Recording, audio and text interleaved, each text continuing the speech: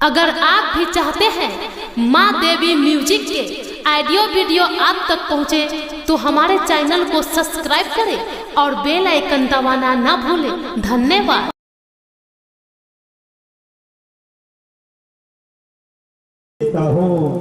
फिर समय पाकर तुझे अपना वह मूल मंत्र नामदान दूंगा, जिस नामदान के द्वारा तुम उस सतखंड तक, उस सतलोक तक जा सकोगे। आओ बैठो।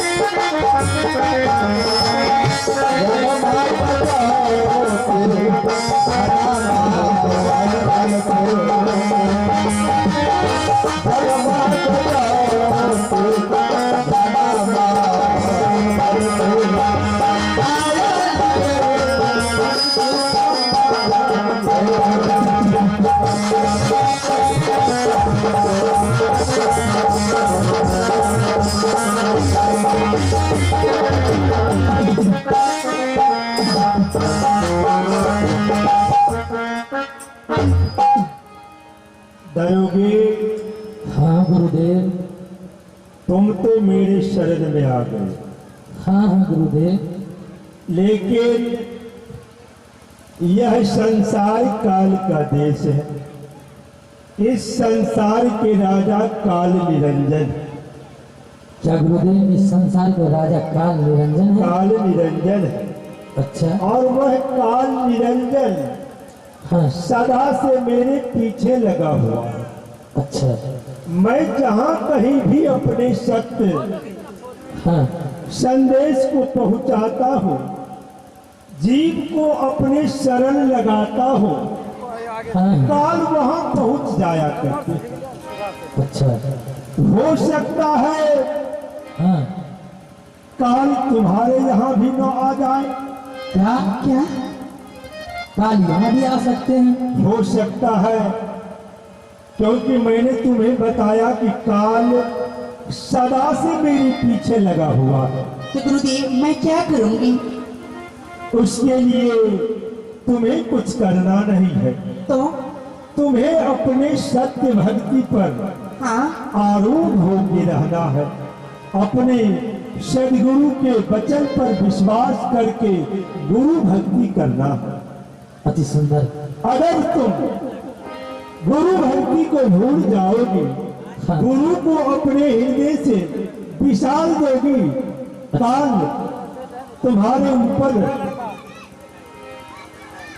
तुम्हें प्रभावित कर सकते हैं। इसलिए हे देवी रूप कलावती, हाँ हाँ तुम गुरुदेव। अपने सदगुरु को अपने हृदय में धारण कर लो, क्यों नहीं गुरुदेव? और अगर कहीं वह तुम्हारे ऊपर अपना प्रभाव डाल दिया, हाँ पुनः तुम अपने सूरज को अपने सदगुरु के ऊपर ठिकाना। हाँ अगर तुम्हारे ऊपर किसी भी प्रकार का कष्ट का समय आए, विपत्ति का घड़ी आए, हाँ। तो मेरा स्मरण करना, मैं अवश्य आऊंगा बेटी, अवश्य आऊंगा। ठीक है गुरुदेव, मैं ऐसा ही करूँगा। मैं इतना कह करके पुनः आगे की ओर जा रहा हूँ बेटी। हम लोग सदगुरु के भजन भक्ति करो और अपने गृह में रह करके ही भक्ति करो। मैं यहाँ से जा रहा हूँ साहेब साहेब। साहिब। और क्या? हे स्वामी, हाँ आज तो हम दोनों पति पत्नी गुरु की शरण में चली गए हैं, हाँ लेकिन स्वामी, बड़े भैया बड़ी दीदी हाँ वो तो गुरु भक्ति नहीं करती हैं, वो तो साधु संत को पूजा नहीं करते हैं, घर में भंडारा नहीं कराती हैं, वो तो देवा देवी भैया भवानी चौचन छठ व्रत यानी अरैया गरिया को पूजा करती हैं, परंतु वो गुरु भक्ति नहीं करते हैं। न जाने अभी क्या हो गया। हे महारानी, हाँ हम दोनों वहाँ जाकर और बड़े भैया को और भाभी को समझाने को अवश्य प्रयत्न करेंगे कि हे महाराज, आप भी अगर गुरुदेव को चरणों में लग जाते हाँ तो बहुत अच्छा होता। क्यों नहीं, लेकिन चौथा अवस्था बीतने के लिए जा रहे हैं बड़ी दीदी को और बड़ी भैया को, लेकिन एक भी सता संतान नहीं हुआ। वो तो कितना देवा देवी को पूजा की, लेकिन उन्हें एक भी फल प्राप्त नहीं हुआ। हे स्वामी, लेकिन हम दोनों को एक सदगुरु को दया हुआ, एक पुत्र दिया है मीरा लाल, जो पुत्र को पढ़ने के लिए भेज दिए हैं। तो महाराज। हे महारानी, हाँ स्वामी। मैं भी हमेशा दुख महसूस करता हूँ कि हे परमात्मा, जिस तरह हम लोगों को सखा संतान हुए एक हीरा लाल, उसी प्रकार से अगर भाभी के गर्भ से भी अगर एक संतान जन्म ले लेता हाँ तो इस आजमगढ़ के अंतर्गत कलंक भी मिट जाता। स्वामी, ये तो भगवान को लीला है, जो जिसका नसीब में लिखा रहता है उसे तो एक ना एक दिन भोगना पड़ता है। ये सब परमात्मा का लीला है महाराज, हे महारानी, इसमें चिंतन मत कीजिए। एक बचपन में जब आजमगढ़ में मेरे माता और पिताजी हमें छोड़कर इस संसार से चले गए, हाँ तो बड़े भैया ने पिता और माता को समान, भाभी ने हमें पोसा पाला और जवान किया और शादी भी किया।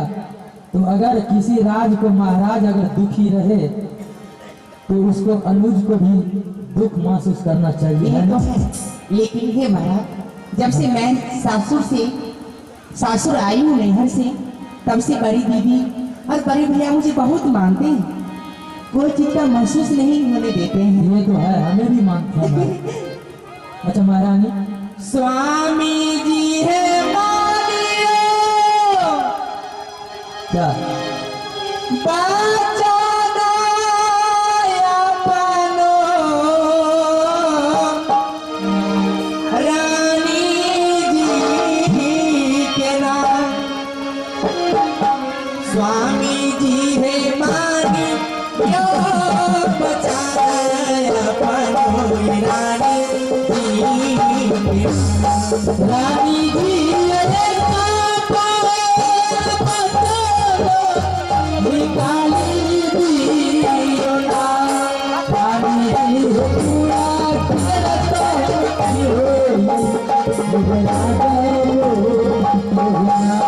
स्वामी जी हमारे आया सुने तारी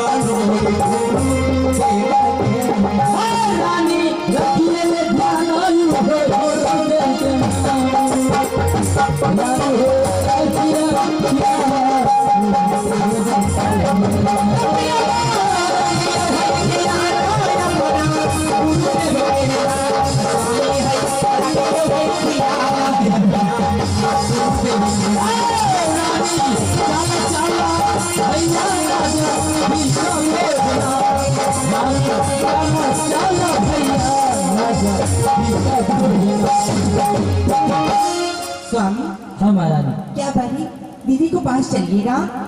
तुम जाओ। लेकिन हाँ, स्वामी, हाँ। अगर बड़े भैया बड़ी दीदी बात नहीं मानेगा तब क्या कीजिएगा? नहीं मानेगा क्या होगा, छोड़ दे। लेकिन समझाना तो जरूरी है। समझाना तो जरूरी है। ठीक है स्वामी, अब मैं चलती हूँ। ठीक है, तुम भी जाओ भाभी के पास और मैं चलता हूँ भैया के पास। ठीक है। जाओ महारानी।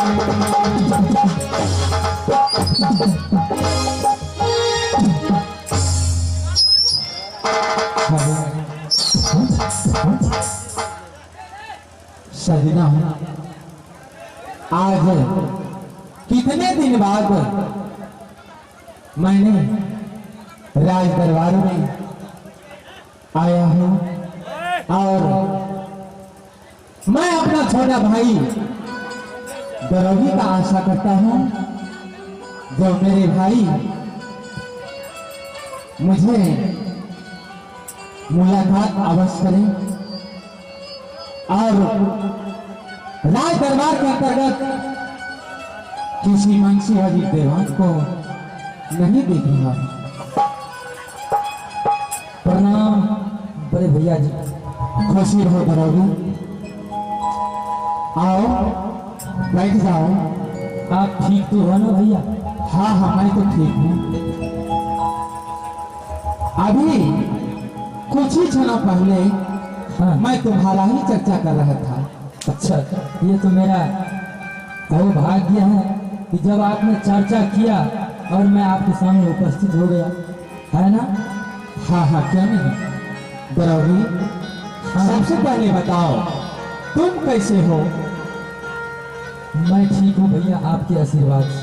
चलो, मैं भी यही कामना करता हूँ कि मेरे छोटे भाई हाँ। खुशी हाल में रहे, मेरा यही कामना है। लेकिन हे भैया, मैं भी इस आजमगढ़ के अंतर्गत जितना दुखी में आप और बड़े भाभी रहती है, उसी तरह मैं भी दुख को आवाज करता हूँ। क्यों कि आपको चौथापन अवस्था बीत रहे हैं, लेकिन परमात्मा एक भी सखा संतान नहीं दिया। इसलिए इस आजमगढ़ के अंतर्गत भारी कलंक लगा जा रहा है। आपको प्रजागण ऐसा भी आभास करते हैं कि यह निसंतान राजा है, यह निपुत्र राजा है। इससे बड़ी दुख होती है। क्यों नहीं, ये तो तुम्हारा सोचना सच है भाई, लेकिन करूं तो करूं क्या? मैं तो एक बचपन से विष्णु का पुजारी हूँ, लेकिन आज तक मुझे कोई संतान की प्राप्ति नहीं हुई। हे भैया, यही आपसे मैं आज निवेदन करने आया हूँ कि आप इस संसार को पूजा को छोड़िए। यह काल को पूजा है। अब सदगुरु कबीर के चरणों में लग जाए। मैं सदगुरु कबीर से वैष्णव हो गया हूँ और रूप कलावती, और आपसे भी निवेदन करता हूँ कि आप भी इस चौथा अवस्था में गुरुदेव के चरणों में लग जाइए। हो सकता है आपको भविष्य बदल जाए। मैं यही निवेदन करने आया हूँ। क्या? हाँ, तुमने इतनी सी छोटी उम्र में तुमने कंठी माला ले लिए हो, लेकिन नहीं, ऐसा तुझे नहीं करना चाहिए द्रोही। क्या? तुम तो अभी युवराज हो, तुम खेलने कूदने वाले हो, शायर करने वाले हो, लेकिन ऐसा तुझे नहीं करना चाहिए। तुमने कंठी वाला क्यों ले लिया, मुझे बिना बताए ही? हे महाराज, आप सुने होंगे कि आदमी का इस शरीर में जो श्वासा चलती है, इस श्वासा को कोई ठिकाना नहीं है। खेलते कूदते भी इस शरीर से श्वास निकल सकती है। जब इस शरीर से श्वास निकल जाती है तो यह शरीर काम को नहीं होता है। जरा आप ही बतलाइए, अगर इसी उम्र में अगर हमें काल झटका लगा दिया, अगर इस शरीर से प्राण वायु खींच लिया, तो क्या हमें मुक्ति मिल सकती है? नहीं। इसीलिए मानव को संत इशारा करते हैं भाई साहब कि कभी भी उम्र को घमंड में नहीं आना चाहिए कि मैं अभी युवक हूँ, अभी मेरा खेलने कूदने को समय है। काल किसी को उम्र को जन्म को निश्चित नहीं करते हैं। इसीलिए जितना जल्दी हो सके आप भी गुरुदेव को चरणों में लग जाइए, आपको भविष्य बदल सकता है। वही मुक्ति को मार्ग है, वही मुक्ति को दाता है। नहीं नहीं करोगी, मैं ऐसा कदापि नहीं कर सकता, क्योंकि मैं राजा हूँ। हाँ, और राजा का धर्म होता है शिकार करना। मैं शिकार करता हूँ, मांस मदिरा सेवन करता हूँ, परंतु ऐसा मैं नहीं कर सकता। मैं कंठी माला नहीं ले सकता हूँ भाई। ठीक है भैया, मेरा आपको जो कहे हैं यह कहना धर्म है, आप करें ना करें। ठीक है, मैं चाहता हूँ अपनी आवाज तक। ठीक है, जाओ। अरे जहाँ मायई लागैया बसब, अरे युवा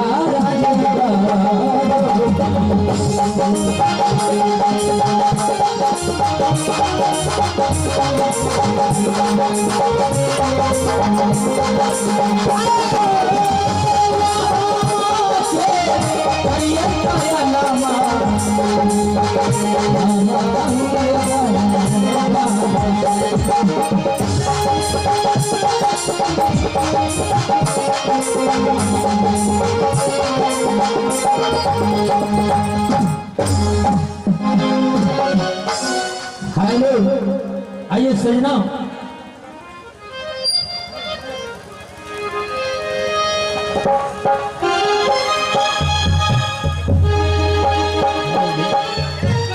हेलो, आइए सजना। अब देखा जाए कि किस प्रकार से यह नरसिंह देव को अनुज छोटे भाई युवराज द्रोगी ने भक्ति के बारे में समझाए, लेकिन नरसिंह देव ने नहीं माने। अब आइए किस प्रकार से इसी पर धीरे धीरे बात पर विवादें बढ़ते हैं, और न जाने आप लीला प्रसारण में देखेंगे कि काल पुरुष निरंजन इतना ही देर में अपना क्या चाल पसार रहा है, और कैसी इस आजमगढ़ को अंतर्गत राजा से लेकर युवराज